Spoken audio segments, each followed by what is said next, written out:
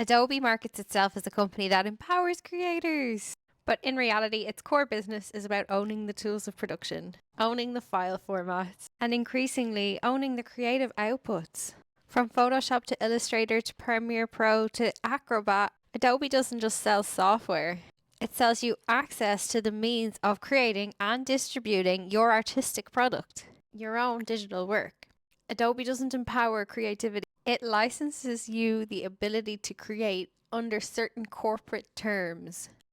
In 2013, Adobe shifted its pricing model, and all of its major products became accessible only through the Creative Cloud license.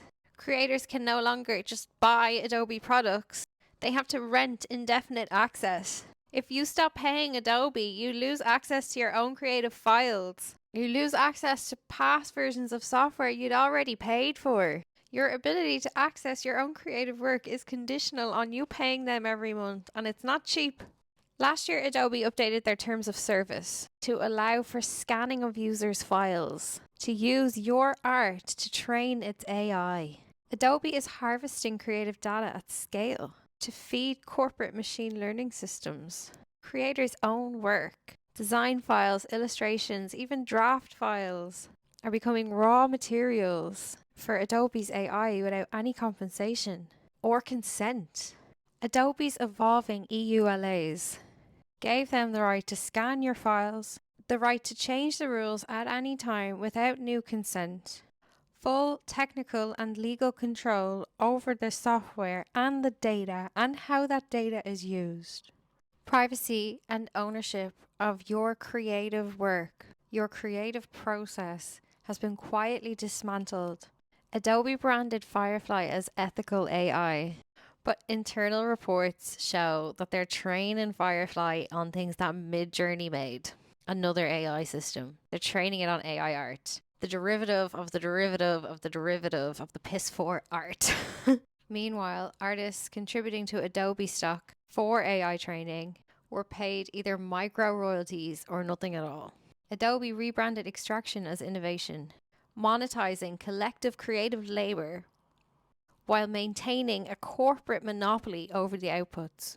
Through these UPLAs, IP protections on file formats, cloud data control, Adobe has built a digital enclosure. Creators now live inside Adobe's cage. Escape means losing software, losing file compatibility, losing stored artwork. Just as the empire extracted the land, Adobe is extracting the metadata, the artistic labor. This is not empowerment, this is enclosure. While the public narrative is protect artists from AI scraping, the actual practice by these corporations is that they are scanning, storing, and processing your information for their AI training. Adobe claims to be ethically sourcing and championing creators' rights, but the licensing terms show that Adobe is prioritizing its own control and use over user content.